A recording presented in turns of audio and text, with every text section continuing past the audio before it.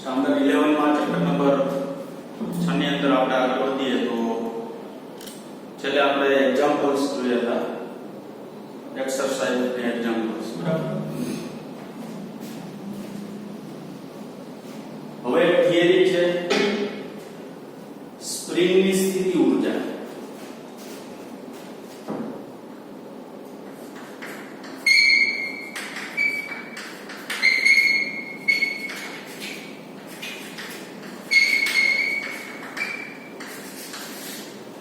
કોની સ્થિતિ ઊર્જા છે?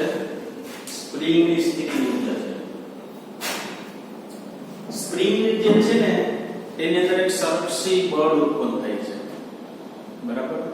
તમને ખબર હોય તો સંરક્ષી બળ સ્વરૂપે ગુરુત્વ ક્ષેત્ર, એટલે ટૂંકમાં એવું ગુરુત્વ સ્થિતિ ઊર્જા, વિદ્યુત સ્થિતિ ઊર્જા અને સ્થિતિ સ્થાપકીય સ્થિતિ ઊર્જા.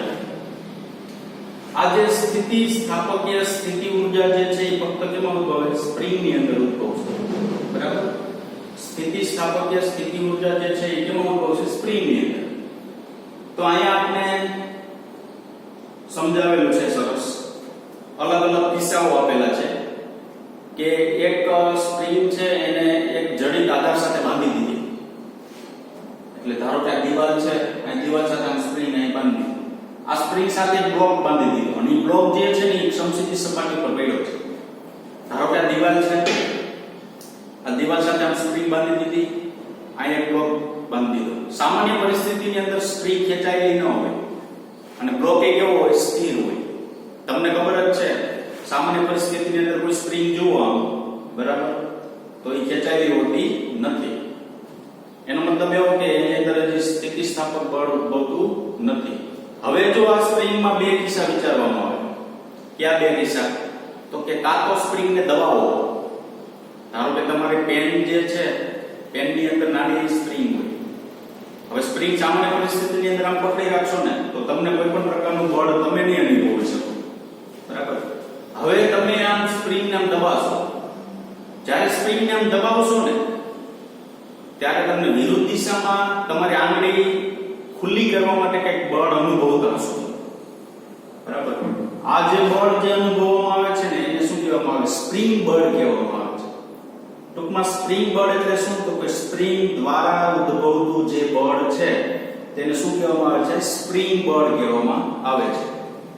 એનાથી ઉલટો કિસ્સો વિચારીએ. ધારો કે જે સ્પ્રિંગ છે એને થોડી ખેંચવામાં આવે. હવે એક વસ્તુ બીજી કહી દઉં તમને કે સ્પ્રિંગની સ્થિતિસ્થાપકતા હદ વટવી જોઈએ નહીં ત્યાં સુધી ખેંચવાની.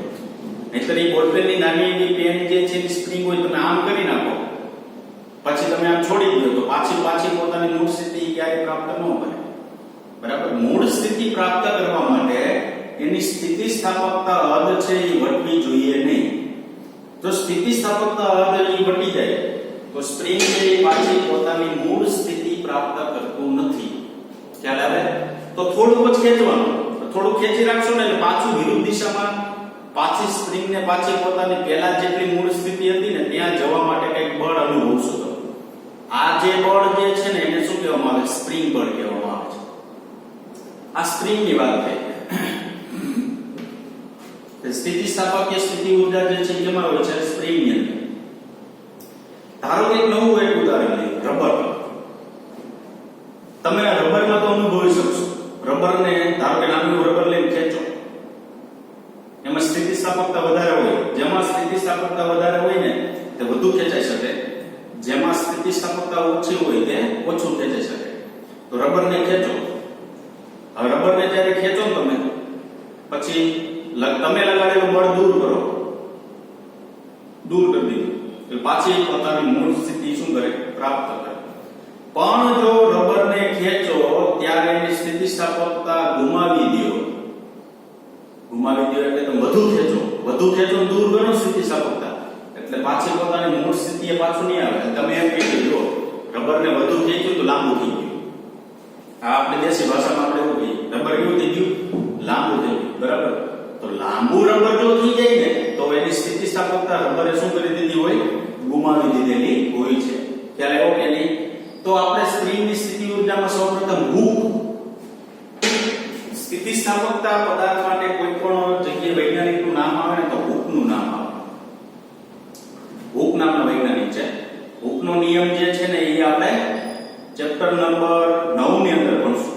બરાબર, અહીંયા ખાલી નામ આપણે આપેલું છે. હૂક નામના વૈજ્ઞાનિકે સ્પ્રિંગ ની અંદર સ્થિતિસ્થાપકીય સ્થિતિ ઊર્જા જે છે એ શોધ કરી. બીજી વસ્તુ એ કે સ્પ્રિંગ બળ જે છે ને એ સ્પ્રિંગ એ કરેલા સ્થાનાંતરના સમપ્રમાણમાં. આ સ્પ્રિંગ બળને આપણે Fs વડે દર્શાવશું. સ્પ્રિંગ એ સ્થાનાંતર કેટલું કર્યું તો કે x છે. એના કેવા હોય છે? સમપ્રમાણ. શું કામ? તો કે તમે જેટલી સ્પ્રિંગ ખેંચો ને, ધારો કે x જેટલું સ્થાનાંતર કરો તો પાછું x જેટલું સ્થાનાંતર એટલે પાછું પોતાની મૂળ સ્થિતિ પ્રાપ્ત કરવા માટે Fs એના સમપ્રમાણમાં કહેવાય. અથવા એવું કહેવાય કે તમે જો તમને તમારી પાસે એક મોટી સ્પ્રિંગ હોય, ધારો કે તમે જેમ વધુ ખેંચો ને, જેમ વધુ ખેંચો એટલે એનો મતલબ એવો કે સ્થાનાંતર એનું કેવું થયું? વધુ થયું. તો x વધ્યો, x વધે તો સામે સ્પ્રિંગ બળ વધે. જો તમે ઓછું ખેંચો તો સામે સ્પ્રિંગ ઓછું બળ લગાડે, તમે વધુ ખેંચો તો સામે સ્પ્રિંગ કેવું બળ લગાડે? વધુ પ્રમાણમાં બળ લગાડશે. ત્યારે એવો તો Fs proportional x. Fs જે છે એ શું છે? સ્પ્રિંગ બળ છે. બરાબર, એ Fs એ x ના સમપ્રમાણ હોય છે. જ્યારે x સંતુલન સ્થાયી બ્લોકનું સ્થાનાંતર છે. x શું છે? સંતુલન સ્થાયી બ્લોકનું સ્થાનાંતર છે. પ્રારંભિક સ્થિતિની અંદર બ્લોક સ્થિર હોય અને પછી ધારો કે અહીંયા પહોંચી ગયો બ્લોક સંતુલન સ્થિતિમાંથી એટલે સ્થાયી સ્થિતિમાંથી બ્લોકનું શું થયું? સ્થાનાંતર કેટલું થયું? ધારો કે x જેટલું એનું સ્થાનાંતર થયું. હવે આ બીજું મારા પ્રોપોર્શનલની નિશાની કાઢવી છે. પ્રોપોર્શનલ નિશાની કાઢો ને તો અહીં મને કેવું પ્રાપ્ત થશે? Fs બરાબર -kx. એમાં k જે છે ને બળ અચળાંક અથવા સ્પ્રિંગ અચળાંક કહેવામાં આવે છે. જેવી સ્પ્રિંગ હોય ને એવો એ k હોય. બરાબર, જો મોલાયમ સ્પ્રિંગ હોય તો એનો k ઈ પ્રમાણે હોય, ઓછો હોય. અને વધુ હાર્ડ એટલે તો કે આપણી બાઇક છે એમાં ઘોડી જે છે એમાં સ્પ્રિંગ આવે ને એ હાર્ડ સ્પ્રિંગ કહેવાય. તો એનો k કેવો હોય? વધુ. k શું છે? સ્પ્રિંગ અચળાંક છે. એ તમને રકમમાં આપેલો હોય, તમારે નક્કી નથી કરવું. બરાબર, બીજી વસ્તુ માઈનસ કેટલી? ચાલો, ઈ માઈનસ કેટલી? તો કે જો આ સ્પ્રિંગ સંતુલન સ્થિતિમાં હોય, આમ હવે તમે આને ખેંચો તો તમે સ્થાનાંતર x દિશામાં કરો છો, પણ સ્પ્રિંગ જે છે એ સામું બળ કેવું દર્શાવે? ઋણ x દિશામાં ખેંચે. જો આ સ્પ્રિંગ છે બરાબર, આ સામાન્ય પરિસ્થિતિમાં છે, ખેંચીને હું આમ લાંબી ગયો તો મારું x તો આમ ગયું ને, સ્પ્રિંગ એ સ્થાનાંતર તો આમ ગયું. સ્પ્રિંગ ને પાછું મૂળ સ્થિતિ પાછું આવવા માટે સ્પ્રિંગ બળ કેવું લાગે? તો x ની વિરુદ્ધ દિશામાં લાગે. તો Fs અને x બે એકબીજાથી વિરુદ્ધ દિશામાં હોવો ત્યાં માઈનસ મૂકેલા છે. યાદ રાખજો ખાસ, વિરુદ્ધ દિશામાં હોવાથી ત્યાં શું મૂકેલું છે? માઈનસ મૂકેલા છે. સ્પ્રિંગ ને ખેંચો તમે એટલે અંતર વધે, પણ સ્પ્રિંગ શાનું બળ લગાડે? સ્પ્રિંગ ને આમ દબાવો તો અંતર તો ઘટે છે, પણ સ્પ્રિંગ ની પાછી લંબાઈ વધારો થવો હોય સ્પ્રિંગ ને, એટલે બેમાં વિરોધાભાસ થશે. વિરોધાભાસને લીધે Fs = -1 લખી શકાય, kx લખી શકાય. ખ્યાલ આવ્યો? બરાબર,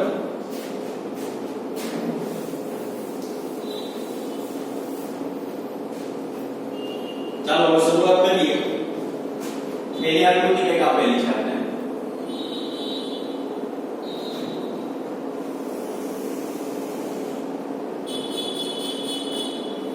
આ બીજી આકૃતિ છે.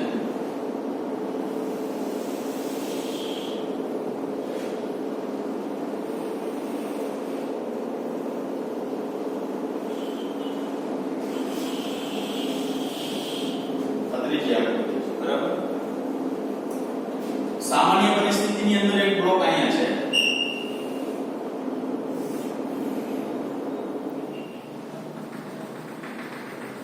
એટલે આ પરિસ્થિતિ જે થઈ ને ઈ x બરાબર શું થયું? 0.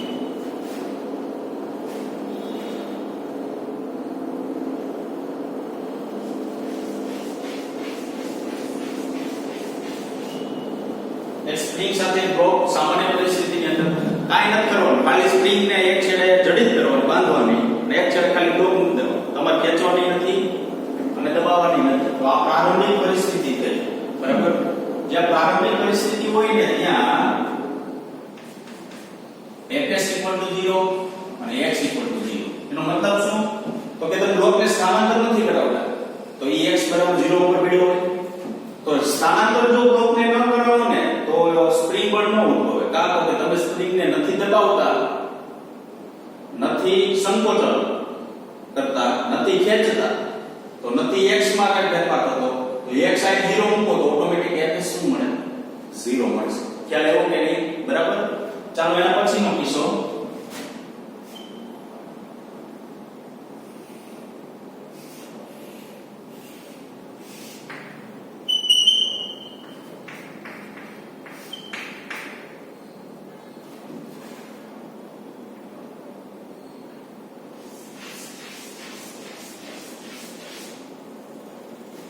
એના પછીના કિસ્સામાં બ્લોક જે છે એને શું કરવામાં આવે છે? ખેંચવામાં આવે. કેટલો ખેંચવામાં આવે છે? x છે, બરાબર. કેટલો ખેંચો? x જેટલો. હવે x જેટલો ખેંચો તો તમને ખબર છે કે આ દિશામાં x જે કેવું મળે? ધન. એની વિરુદ્ધ દિશામાં કોણ છે? fs જે કેવું મળશે? ઋણ. સિમ્પલ. ચાલો હું આ x ધન એમ ન જ રાખું છું. x ની જગ્યાએ ધન x એમ ન મૂકું તો આ માઈનસ થી પ્લસ તો થશે ને. x જે છે 1 મીટર મૂકી દો તો fs માં કેવું મળે? માઈનસ. બરાબર. સોરી, તીર એક આગળ વધી ગયું.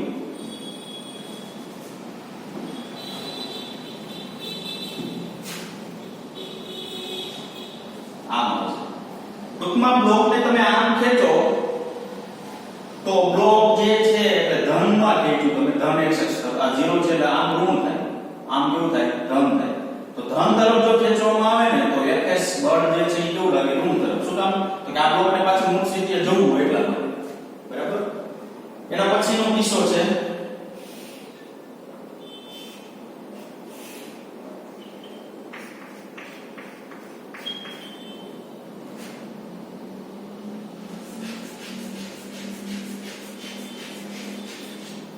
જો આ સ્પ્રિંગ સામાન્ય પરિસ્થિતિ રહી ગઈ, આ ખેંચાયેલી છે તમે આમ જોઈ, આ દબાયેલી છે એટલે આમ છે, બરાબર.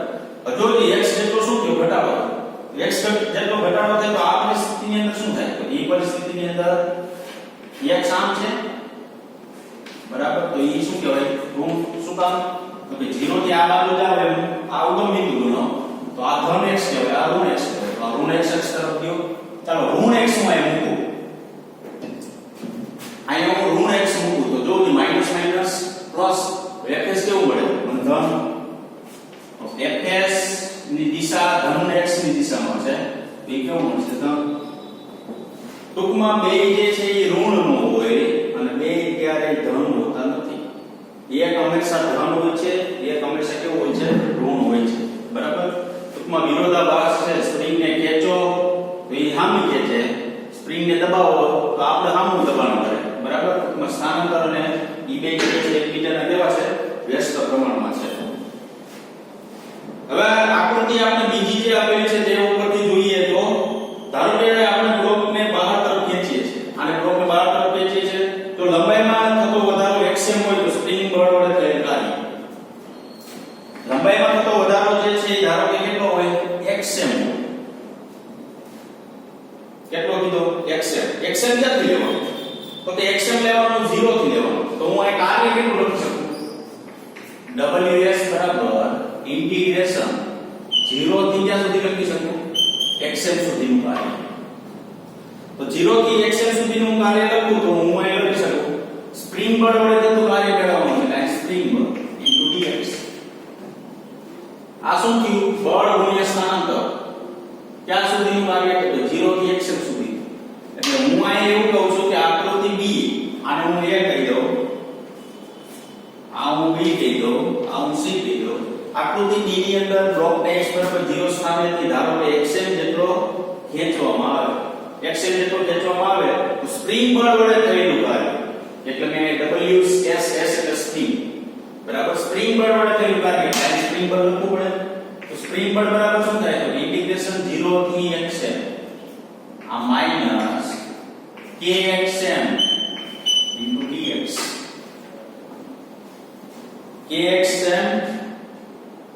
ઇન્ટુ શું લખી શકાય dx તો kx લખી નાખી લિમિટ માં તો x છે બરાબર kx ઇન્ટુ શું લખાય dx શું મળ્યું ખાલી આ કેમ નથી fs બરાબર માઈનસ k જ્યારે સ્પ્રિંગ બળ વડે થતું કાર્ય તો એમાં ઉપયોગ કોનો કરવાનો સ્પ્રિંગ બળ તમને એમ કે હમણાં છેલ્લે આપણે દાખલો ગણ્યો બાહ્ય બળ વડે થતું કાર્ય તો બાહ્ય બળનો ઉપયોગ કરવો પરિણામી બળ વડે થતું કાર્ય તો પરિણામી બળનો ઉપયોગ કરવો બરાબર તો અહીં આપણી પાસે શું છે સ્પ્રિંગ બળ વડે થતું કાર્ય તો -kx dx નો ઉપયોગ કરશું ચાલો માઈનસ આ k બહાર લઈ આવશે इंटीग्रेशन 0 થી xm x dx minus k integration x2/2 સંકલન છે શું કરવાનું તો કે ઘાત વધે એક ઘાત છે બે ઘાત થાય વધેલ ઘાત છે માં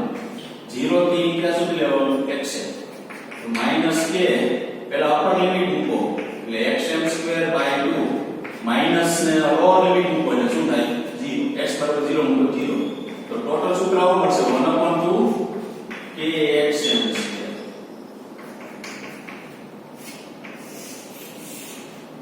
ટૂંકમાં 1/2 kx2 સ્પ્રિંગ બળ વડે થતું કાર્ય આપણે એટલું પ્રાપ્ત થશે ws -1/2 kxm નો સ્ક્વેર એવું પ્રાપ્ત થશે ખ્યાલ આવ્યો હવે આગળ વિચારીએ તો ગ્રાફ દ્વારા આપણે લેવું જો ધારો કે આ fs આ ધારો કે x બરાબર તમને ખબર છે શું આ તો આપણે સૂત્ર કહીએ કે સ્પ્રિંગ બળ દ્વારા થતું કાર્ય મેળવ્યું પણ આપણે ખબર છે કે f વિરુદ્ધ x ના ગ્રાફમાં ઘેરાયેલું ક્ષેત્રફળ છે એ કુલ કાર્ય દર્શાવે ઘેરાયેલું ક્ષેત્રફળ છે એ કુલ કાર્ય દર્શાવે તો આપણે એને શું કીધું જો આખો આ કયા કિસ્સા માટે લીધું b નંબરનો કિસ્સો છે ને એના માટે લીધું તો b નંબરના કિસ્સામાં જો કે x કેવું છે ધન છે fs કેવું છે ઋણ છે તો ઋણ fs અહીં આવે નીચે તરફ આ ઉગમ બિંદુ હોય તો ઋણ fs કે આવે નીચે તરફ અને આ શું આવે માઈનસ h આવે બરાબર હવે હું દોરું ધન x વિરુદ્ધ ઋણ fs નો ગ્રાફ તો x અને fs બે એકબીજાને કેવા કીધા x ને fs સમપ્રમાણમાં કીધા પણ વિરોધાભાસમાં એક પાસો એટલે કેવું હોય માઈનસ હોય તો આ બીજા કિસ્સાની અંદર આપણે લઈએ બીજા કિસ્સા માટે કાર્ય કરીએ બીજા કિસ્સાની અંદર લઈએ તો x ધન છે ને fs કેવું છે ઋણ છે તો ધન x એટલે આમ જવાનું ઋણ fs એટલે કે આવું નીચે આવવાનું ક્યાં એવું કે નહીં તો આપણે એવું કહેવાય કે fs અને x જે છે એકબીજાના સમપ્રમાણમાં હોય ને ગ્રાફ આવે સુરેખ આ સુરેખ ગ્રાફ જે છે ધારો કે અહીંથી હું આમ દોર નાખું ત્રિકોણ લીધું આ એ તો સુરેખ ગ્રાફ દ્વારા ઘેરાયેલું ક્ષેત્રફળ એટલે એટલું થશે બરાબર તો આ એક પ્રકારનો શું મેળવ્યો આપણે ત્રિકોણ મેળવ્યો આ તો ગ્રાફ જે છે ને એમાં એ લાંબુ કરેલું છે બરાબર એ લાંબુ શું દર્શાવેલું છે કે -fs છે આ જે છે ને આ નીચે તરફ જે આમ થોડો આવે ને કેવું આવે માઈનસ શું કામ હવે ધારો કે તમે આ કિસ્સો લીધો તો આ કિસ્સો અંતર ઘટે બળ વધે તો તમારે આને કઈ આવે હા બરાબર એટલે એ કિસ્સા માટે વાત નથી બીજા કિસ્સા માટે વાત છે આવું થશે તો f વિરુદ્ધ x ના ગ્રાફમાં ઘેરાયેલું ક્ષેત્રફળ મેળવો તો ક્ષેત્રફળ બરાબર 1/2 પાયો ગુણ્યા વેધ આવું કારણ કે ત્રિકોણ છે એનું ક્ષેત્રફળ મેળવ્યું 1/2 પાયો ગુણ્યા વેધ ચાલો 1/2 આ જે છે ને ઈ કેટલું ખેંચવામાં આવે છે એવું કીધું xm જેટલું અહીં કીધું તમને બીજા પ્લોટની અંદર કેટલું ખેંચવામાં આવે xm જેટલું તો જો એ 1/2 પાયો કેટલો થાય x છે વેધ કેટલો થાય વેધ આ પાયો થયો બરાબર આ વેધ થયો વેધ કેટલો તો કે -fs વેધ કેટલો થયો -f * s હવે હું આગળ કિંમત મૂકું તો આ 1/2 xm તો છે જ આ માઈનસ k * xm લખાય k * શું લખી શકાય xm એવું લખી શકાય બરાબર ટૂંકમાં fs બરાબર k xm અથવા તમે ડાયરેક્ટ અહીંયા -kxm એવું લખી શકો ત્યાં કેવું કહેતા ને કે fs તો માઈનસ માં હોય તો માઈનસ માઈનસ પ્લસ થાય નહીં એમ નથી કરવાનું ખાલી fs બરાબર મૂકવાનું તો શું થયું 1/2 k xm² એવું બરાબર તો આ જે છે ને એ આપણે ગ્રાફ દ્વારા મેળવેલું છે અને ઓલું જે મળે છે કોના દ્વારા મળે છે આપણે સૂત્રકીય માહિતી પ્રમાણે પ્રાપ્ત થશે બરાબર તો આ સ્પ્રિંગ વડે થતું શું થયું કાર્ય થયું બરાબર અહીંયા ક્ષેત્રફળ છે એ એક પ્રકારનું શું દર્શાવે કાર્ય દર્શાવે છે તો સ્પ્રિંગ બળ વડે થતું કાર્ય હવે આગળ જોઈએ અલગ અલગ કિસ્સાઓ અલગ અલગ કિસ્સાની અંદર પ્રથમ કિસ્સો શું છે તો કે આકૃતિ C જે આપણે દર્શાવેલી છે તેની અંદર x c સ્થાનાંતર સુધી સંકોચવામાં આવે તે સ્પ્રિંગ બળ વડે થતું કાર્ય -1/2 xc² જ્યારે બાહ્ય બળ વડે થતું કાર્ય +xc². હવે જોજો તમે આમ દબાવો છો આ c જે છે ને એના માટે વાત કરી xc નામ એના માટે બરાબર તો હું અહીંયા લખું છું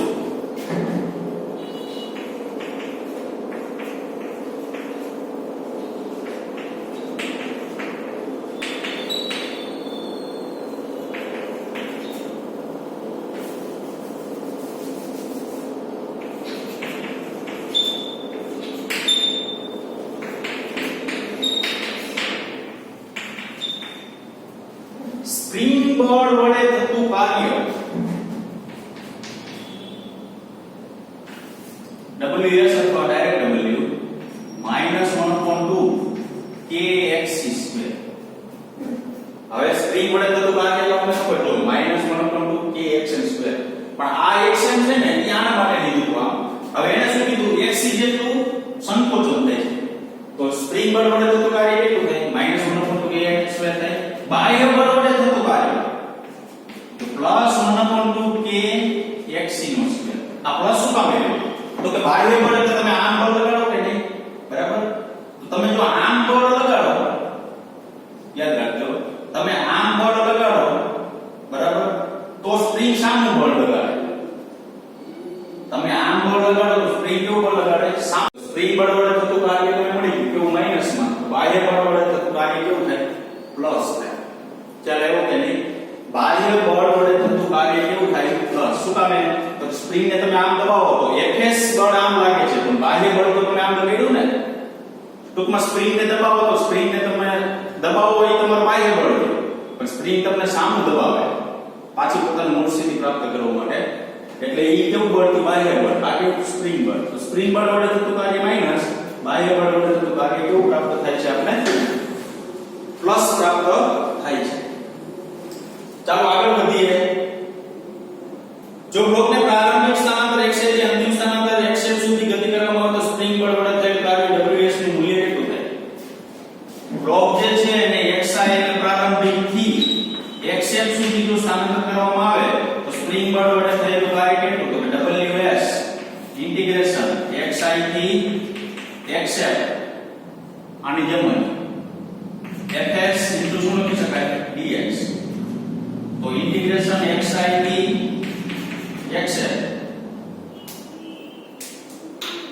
કિંમત મૂકો તો -kx ઇન્ટુ શું લખાય dx તો -k x²/2 xi થી xm તો આ શું લખી શકાય -1/2 kxm નો સ્ક્વેર -1/2 kxi નો સ્ક્વેર આ માઈનસ તો છે તો ઓલરેડી માઈનસ છે એટલે અહીંયા શું થાય પ્લસ એટલે ટોટલ સૂત્ર મારે લખવું હોય હું આવું કંઈક લખી શકું છું ws બરાબર 1/2 kxi નો સ્ક્વેર -1/2 kxf નો સ્ક્વેર બરાબર ટૂંકમાં આને પછી લખ્યું આને પહેલા લખ્યું શું કીધું xi થી ક્યાં સુધી xf સુધી જવા માટે કરવો પડે તો સ્પ્રિંગ બળ વડે થતું કાર્ય આ એક કિસ્સો થયો બરાબર હવે એના પછીનો બીજો કિસ્સો શું વિચારેલો છે જો સ્પ્રિંગ છે આ xi પ્રારંભિક થી આ xf કેવું થયું અંતિમ થી જો પાછું પ્રારંભિક આવે એટલે કેવું સ્થાન થયું તો કે xi થી શરૂઆત કરી xf અને xf થી પાછું ક્યાં આવે xi તો જે પ્રારંભિક છે ને ઈ અંતિમ સ્થાન હોય તો સ્પ્રિંગ બળ વડે થયેલું કાર્ય જે છે ને xi થી xi માટેનું કાર્ય શું થઈ જાય ws બરાબર 0 શું કામ આ મૂકો તો xi થી શરૂઆત કરે xi પાછો આવે તો આ 1 ની જગ્યાએ i આવી જાય તો 1 plus step 1 minus step total શું થઈ જાય 0 એટલે તમારા લેખાની અંદર આવું કંઈક લખેલું છે કે સ્પ્રિંગ બળ વડે થયેલું કાર્ય પ્રારંભિક અને અંતિમ બિંદુઓ ઉપર આધાર રાખે છે એ તો xi ઉપરથી ખબર પડે જો બ્લોક xi થી ખેંચવામાં આવે ને i સુધી પાછો આવવા દઈએ xi થી ખેંચો પાછો ક્યાં લઈ આવવાનો xi સુધી લઈ આવવાનો xi થી xf તો કાર્ય કરે અને xi થી પાછો xi લઈ આવવામાં આવે ને તો કુલ કાર્ય કેટલું થઈ જાય 0 થઈ જાય બરાબર તેથી આગળ શું લીધું ચક્રીય પ્રક્રિયામાં સ્પ્રિંગ બળ વડે થતું કાર્ય 0 ચક્રીય પ્રક્રિયા શું કહેવાય તો કે જ્યાંથી ઉપડે ત્યાં પાછો આ ચક્રીય પ્રક્રિયા કહેવાય ધારો કે આમ વર્તુળ હોય તો અહીંથી ઉપડે પાછો ની આવે તો ચક્રીય પ્રક્રિયા કહેવાય ધારો કે આમ છે આ એનું સ્થાન xi છે પાછો ત્યાં આવે તો સ્થાન કયું વધે xi તો યાદ રાખવાનું ચક્રીય પ્રક્રિયા માટે કુલ કાર્ય જે છે એ કેવું પ્રાપ્ત થશે આપણે 0 પ્રાપ્ત થશે ત્યારે એવું બરાબર તો ચક્રીય પ્રક્રિયા દરમિયાન થતું કાર્ય કેવું મળે 0 આગળ જઈએ ઓકે બે વસ્તુ કીધી શું કીધી તો કે સ્પ્રિંગ જે છે તેમાં થતું કાર્ય એટલે કે સ્પ્રિંગ બળ વડે થતું કાર્ય પ્રારંભિક અને અંતિમ સ્થાન પર આધારિત છે તેમને જોડતા માર્ગ પર આધારિત નથી તેથી આપણે એવું કહી શકીએ કે સ્પ્રિંગ બળ દ્વારા થતું કાર્ય કેમાં થાય છે તો કે સંરક્ષિત ક્ષેત્રમાં થાય સ્પ્રિંગ બળ છે એ એક પ્રકારનું કેવું ક્ષેત્ર ગણવામાં આવે સંરક્ષિત ક્ષેત્ર તમે કેમ કે ગુરુત્વ બળ છે એ સંરક્ષિત ક્ષેત્ર છે એમ સ્પ્રિંગ બળ જે છે એ કેવું ગણવામાં આવે સંરક્ષિત ક્ષેત્ર ગણવામાં આવે તો સંરક્ષિત ક્ષેત્રમાં પદાર્થે કરેલું કાર્ય બાહ્ય બળ દ્વારા પદાર્થે કરેલું કાર્ય સ્થિતિ ઊર્જા સ્વરૂપે શું થાય સંગ્રહિત થાય તો v of x equal to plus 1/2 kx square क्या लेवो बराबर एक मिनट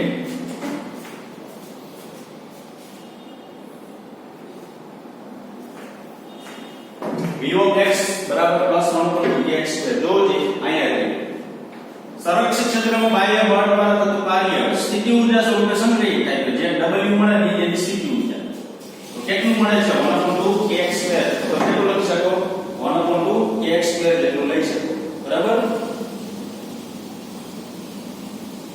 ચાલો એક આપણે નવો કિસ્સો વિચારવાનો નવા કિસ્સાની અંદર શું છે જોઈએ નવો એક કિસ્સો વિચારવાનો છે નવા કિસ્સાની અંદર શું છે જોઈએ જો આ બ્લોક છે આ બ્લોકને આમ xm જેટલો ખેંચવામાં આવે બ્લોકને xm જેટલો શું કરવામાં આવે ખેંચવામાં આવે xm જેટલો ખેંચી ત્યાંથી શરૂઆત કરવાની ધારો કે આ બ્લોકને હું xm જેટલો ખેંચી રહ્યો પછી મારે કાલે શું કરવાનું બ્લોકને મૂકી દઉં હવે હું બ્લોકને મૂકી દઉં ત્યારે આ xm સ્થાન થયું જોજો આ કેવું સ્થાન થયું xm હવે બ્લોક જે છે x બરાબર 0 પાસે રોકાઈ નહીં જાય શું કામ હે તો કે તમે અહીંથી આમ ખેંચી મૂકો ને એટલે આમ જશે પાછો એટલે સ્પ્રિંગ પેલા ખેંચાશે પાછી આમ સ્પ્રિંગ શું થશે દબાશે એટલે એનો મતલબ એવો કે અહીંયા એક સુધી આવશે ને ઈ ધારો કે x બરાબર 0 થી -xm સ્થાને આવે છે કેવા સ્થાને આવે છે -xm સ્થાન જોજો આખી પરિસ્થિતિનું નિર્માણ બરાબર જોજો બરાબર નહીતર ખબર નહીં પડે કારણ કે એમાં સૂત્ર આપણે લખવાનું છે શું કીધું મેં ક્યાંથી પરિસ્થિતિનું નિર્માણ શરૂઆત કરો જો આ બધા નવા કિસ્સાઓ છે પ્રારંભિક અંતિમ આ એક કાર્ય પૂરું થઈ જાય કાર્ય સ્પ્રિંગ બરાબર મળે કેટલું કેટલું મળે પૂરું બરાબર ખરેખર શું છે તો કે આ બ્લોકને ખેંચી દે કેટલો ખેંચી રહ્યો તો કે xm જેટલો ખેંચી રહ્યો બ્લોકને જો xm જેટલો ખેંચી રાખવામાં આવે અને પછી બ્લોકને મૂકવામાં આવે પછી જો બ્લોક મૂકો તમે એટલે મેં શું કીધું x બરાબર 0 પાસે સ્થિર નહીં થાય આમ કે આમ ખેંચેલો છે સ્પ્રિંગ પેલા ખેંચાયેલી હોય પછી મૂકો ને પાછું સ્પ્રિંગ દબાય આમ દબાઈ પાછું x બરાબર 0 પાસે આવી જાય આમ ખેંચો મૂકી દો તો આમ દબાઈ પાછું અહીંયા આવી આવશે ત્યારે એવું કે નહીં તો x બરાબર 0 પાસેની પરિસ્થિતિથી શરૂઆત કરવાની છે. તો x બરાબર xm પાસે એટલે પ્રારંભિક સ્થિતિથી બ્લોકને મૂકવો એટલે બ્લોક આમ ગતિ કરશે. ધારો કે આમ બ્લોક દબાય છે કેટલો, તો x બરાબર 0 થી -xm જેટલો દબાય છે. કેટલો દબાય છે? -xm જેટલો. હવે -xm અને +xm ની વચ્ચેનું કોઈ એક આદર્શિત બિંદુ લઈએ. ઈ બિંદુ આપણે કહીએ x. એનો મતલબ એવો કે x બરાબર 0 નથી લેવાનો. x બરાબર 0 નથી લેવાનો. કેવું લેવાનું છે કે આદર્શિત બિંદુ. એટલે તો x બરાબર 0 ઉપર નહીં, બીજી કોઈ પણ જગ્યાએ લેવાનો. બરાબર? x ધારી લઈએ તો આમાં શું દર્શાવ્યું? એક દળના બ્લોકને સંતુલન સ્થિતિમાંથી xm સુધી ખેંચીને છોડવામાં આવે તો કોઈ યાદચ્છિક બિંદુ x, જ્યાં x છે એ -xm અને +xm ની વચ્ચે હોય. -xm અને +xm ની વચ્ચે x હોય તો તેની પાસે યાંત્રિક ઊર્જા કેટલી?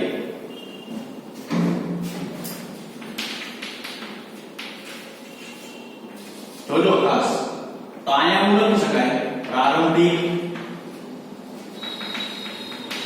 યાંત્રિક ઊર્જા બરાબર અંતિમ યાંત્રિક ઊર્જા. પ્રારંભિક યાંત્રિક ઊર્જા કેટલી લખાય? કેવળ અંતિમ યાંત્રિક ઊર્જા ગતિ ઊર્જા સ્થિતિ ઊર્જા સરવાળો યાંત્રિક ઊર્જા બરાબર k2 v. ખ્યાલ આવ્યો? પ્રારંભિક એટલે શરૂઆત ક્યાંથી કરવાની? જોજો સમજો બરાબર. આ બ્લોકને આમ ખેંચેલો હોય ને, આ બ્લોકને આમ ખેંચેલો ક્યાં સુધી ખેંચેલો? xm. એની પ્રારંભિક સ્થિતિ છે. તો તમે જો જ્યાં આમ ખેંચેલો છે બ્લોકને, તો જો બ્લોકને તમે ખેંચેલો હોય તો બ્લોક તો ગતિ તો કરતો નથી.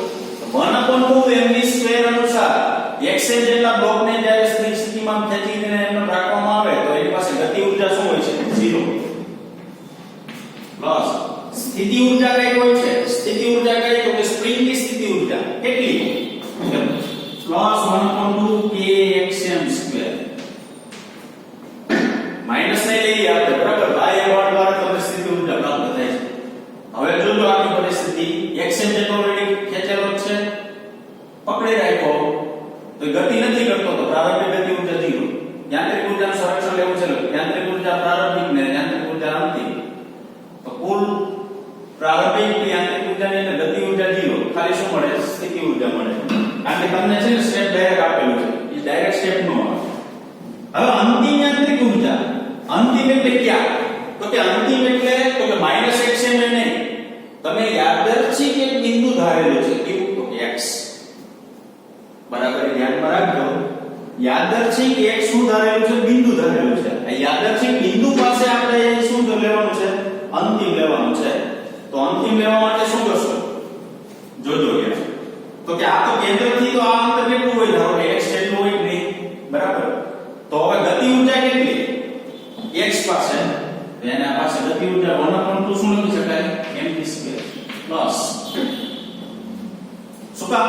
તો કે જો આમ ગતિ આઈથી બ્લોકને મૂકી દઉં એટલે બ્લોક આમ આવશે તો x પાસે એની પાસે કંઈક વેગ હશે. જો એટલે ઈ કેમાં છે? ગતિમાં તો છે જ. તો ગતિમાં છે સાથે સાથે સ્થિતિ ઊર્જા હોય. શું કામ? તો કે સ્થિતિ ઊર્જા શું કામ હોય? તો કે આપણે શું કીધું? અંતર છે એ સ્પ્રિંગ પરના સમપ્રમાણમાં હોય. તો અહીંથી હું કીધું કે એક અંતર છે કે નહીં? કેટલું અંતર છે? x જેટલું. આ સ્થિતિ ઊર્જા કેટલી હોય? 1/2kx². તો 1/2kxm² બરાબર 1/2mv² પ્લસ 1/2kx². આ સ્ટેપ જે છે ને એ ડાયરેક્ટ તમને આપે છે. કેવી રીતના આવે એ આપણે આખી વસ્તુ સમજવાની છે. ખ્યાલ આવે કે નહીં? હવે જ્યારે આપણે યાંત્રિક ઊર્જાનું સંરક્ષણ સિદ્ધાંત સામેલ કર્યો તો આ દર્શાવે છે કે સંતુલન સ્થિતિ x 0 પર ઝડપ અને ગતિ ઊર્જા મહત્તમ થશે. એટલે કે મહત્તમ ઝડપ vm હોય.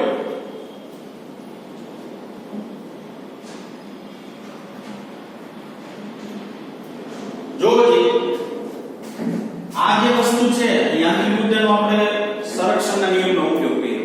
બરાબર? આપણે યાદચ્છિક બિંદુ એક વિચારી લીધું q x. હવે ધારો કે બ્લોક છે એ x ઉપર નહીં પણ x બરાબર ક્યાં હોય? 0 પાસે. ધારો કે x બરાબર ક્યાં હોય? 0 પાસે. જો x બરાબર 0 હોય એમ લીધું આ સ્ટેપ આપણે નીકળી જાય. ઈ સ્ટેપ નીકળી જાય તો મારી પાસે વધે કેટલું તો કે 1/2 kxm નો સ્ક્વેર બરાબર 1/2 m. અહીંયા એવું કીધું યાંત્રિક ઊર્જાના સંરક્ષણના નિયમ પ્રમાણે લોક જ્યારે x 0 પાસે પહોંચે ત્યારે એની પાસે મહત્તમ ગતિ ઊર્જા હોય છે. એટલે મહત્તમ ગતિ ઊર્જા ક્યારે હોય તો કે એની પાસે મહત્તમ વેગ હોય ત્યારે. એટલે મેં અહીં શું દર્શાવ્યું vm દર્શાવ્યું છે. ખ્યાલ આવ્યો તો 1/2 kx m² બરાબર 1/2 mv². તો હવે જુઓ કે 1/2 માં શું થઈ જાય કેન્સલ. તો vm નો સ્ક્વેર એને કરતા કરી દો તો k/m into xm². તો ખાલી vm બરાબર શું થાય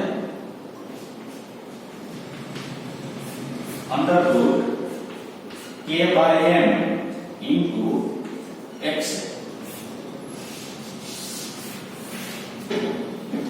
આ શું થયું કોનો વેગ મેળવ્યો કે જ્યારે બ્લોકને xm જેટલો ખેંચેલો હોય ત્યારે એને છોડી દેવામાં આવે ત્યારે x 0 પાસે જ્યારે પહોંચે ને ત્યારે એનો વેગ કેવો હોય છે 0 પાસે મહત્તમ હોય છે. આ જે મહત્તમ વેગ છે એ કેટલો હોય તો √ k/m into x. √ k/m into x. xm એટલે શું કેટલો તમે ખેંચેલો છે તે.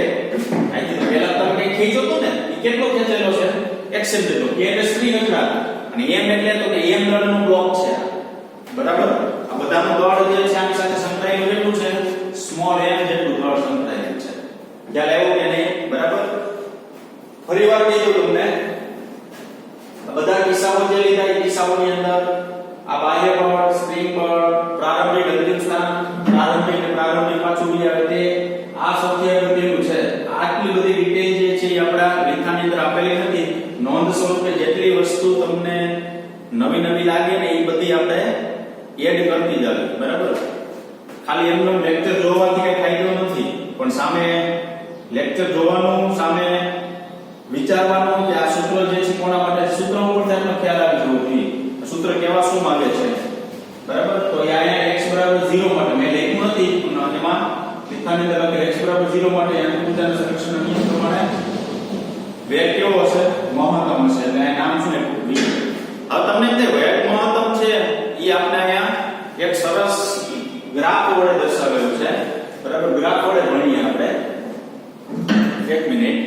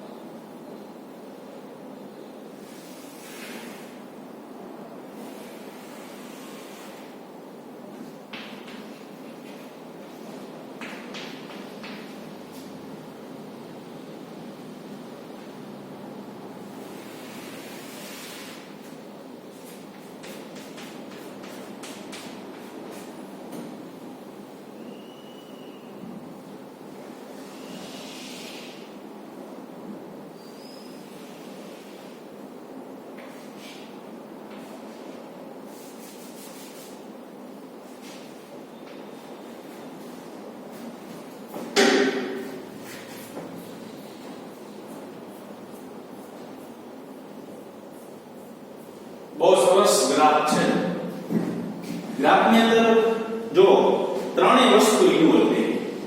કઈ તો કે એની અંદર ગતિ ઊર્જા આવી ગઈ, સ્થિતિ ઊર્જા આવી ગઈ અને કુલ ઊર્જા આવી ગઈ. તમે અહીંયા એવું કીધું કે યાંત્રિક ઊર્જાનું સંરક્ષણ કીધું. યાંત્રિક ઊર્જાનું સંરક્ષણ થાય ને તો યાદ રાખવાનું કે E બરાબર K plus V બરાબર કેવું હોવું જોઈએ અચળ. એનો મતલબ એવો કે ગતિ ઊર્જા અને સ્થિતિ ઊર્જાનો સરવાળો કેવો રહેવો જોઈએ અચળ. ગતિ ઊર્જા અને સ્થિતિ ઊર્જાનો ફેરફાર નથી. ફેરફાર એટલે શૂન્ય. ગતિ ઊર્જા અને સ્થિતિ ઊર્જાનો સરવાળો કેવો રહેવો જોઈએ અચળ. કુલ યાંત્રિક ઊર્જા અચળ રહેવી જોઈએ. હવે શું છે જો તમે બ્લોકને ખેંચી રહ્યો કેટલો ખેંચો xm જેટલો બરાબર. ઊર્જા વિરુદ્ધ x નો ગ્રાફ જોજો બરાબર.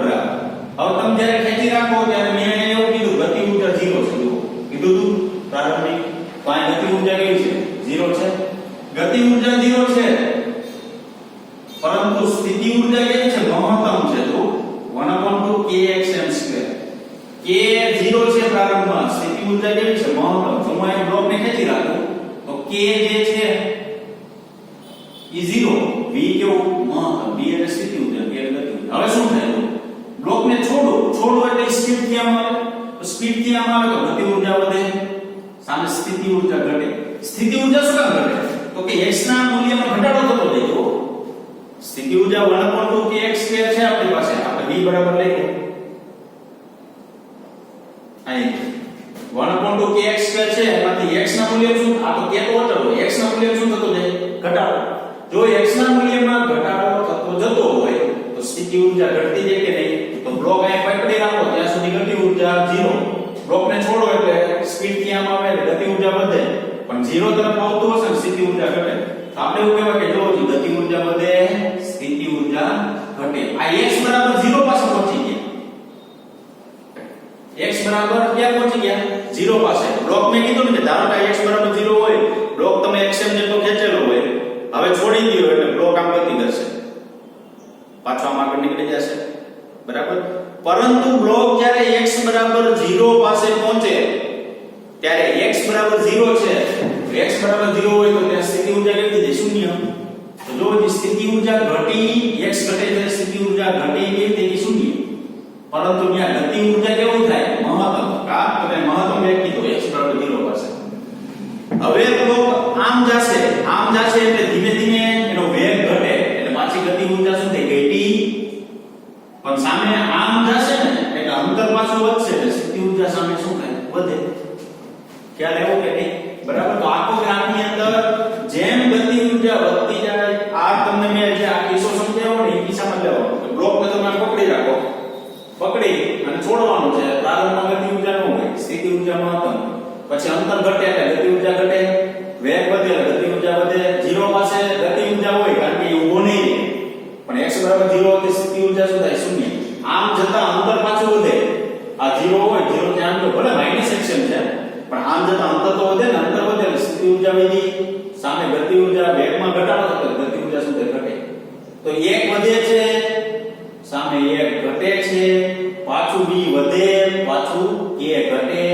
તો 1 વધતું હોય, જો આ k વધતું જાય પણ v સામે ઘટતું જાય. પછીના આ બાજુના કિસ્સામાં તો કે v જે છે એ વધતું જાય k ઘટતું જાય, તો કુલ ઊર્જા કેવી રહે જોજો બરાબર. તો આ જે લીટી રહી ને, આ લીટી ઈ કુલ ઊર્જાનો ગ્રાફ છે, એટલે કે યાંત્રિક ઊર્જાની લીટી છે બરાબર. આ જે ઉપરની લીટી રહી કોની છે યાંત્રિક ઊર્જાની, ઈ કેવી રહે છે જોજો અચળ રહે છે. સીધી મળી તમને આમ સીધી મળે તો ઈ યાંત્રિક ઊર્જા કેવી રહેશે અચળ. ગતિ ઊર્જા અને સ્થિતિ ઊર્જાનો સરવાળો અચળ એટલે તો જ યાંત્રિક ઊર્જાનું શું થાય સંરક્ષણ થાય. તો આજે આપણે ઉદાહરણ લીધું તેની અંદર 1 વધે 1 ઘટે, 1 વધે 1 ઘટે, કુલ ઊર્જા કેવી રહે અચળ. એટલે ઈ ગ્રાફ કેવો મળે છે આપણે સીધો મળે છે. ત્યારે એવો તો લેખાની અંદર શું લખેલું છે ગતિ ઊર્જા સ્થિતિ ઊર્જામાં રૂપાંતર થાય છે અને તેથી ઉલટું પણ રૂપાંતર શક્ય છે, પરંતુ કુલ યાંત્રિક ઊર્જા અચળ રહે છે જે આલેખમાં દર્શાવે છે. જો ગતિ ઊર્જાનું સ્થિતિ ઊર્જામાં રૂપાંતર થાય એટલે આ વધે તો સામે ઘટે, ઘટે તો વધે, એટલે આનું રૂપાંતર આનું રૂપાંતર આમાં બરાબર. તેથી કુલ ઊર્જા જે છે કેવી રહેશે અચળ રહેશે. આગળ સ્થિતિ ઊર્જા v અને ગતિ ઊર્જા કેના આલેખ પરવલય અને એકબીજાના પૂરક છે. એક વધે જ્યારે બીજું ઘટે, યાંત્રિક ઊર્જા અચળ છે અને e વિરુદ્ધ x નો ગ્રાફ સુરેખ મળે છે. e વિરુદ્ધ આજે ઊર્જાની બધી લેવાની ગતિ ઊર્જા સ્થિતિ ઊર્જા ને, તો આ e વિરુદ્ધ x નો ગ્રાફ તમને કેવો મળે સુરેખ. શું કામ કે e કેવું છે અચળ, અને આ આકાર જે છે ને પર્વત જેવો હોવાથી તેને પરવલય આકાર કહેવામાં આવે છે બરાબર. આકાર કેવો કહેવામાં આવે છે પરવલય આકાર. આન્ય વસ્તુ તમારે દોલનના ચક્રમાં આન્ય વસ્તુ આગળ આવશે બરાબર, ત્યારે તમે વધુ ડિટેલની અંદર આમાં જઈ શકશો. ઓકે, તો સિમ્પલ પ્રશ્ન છે, સ્પ્રિંગની સ્થિતિ ઊર્જા બહુ મોટો પ્રશ્ન છે. તો સ્થિતિ ઊર્જા કેટલી તો કે 1/2 kx² એટલું યાદ રાખવાનું છે. ખ્યાલ આવ્યો બરાબર. પછી એક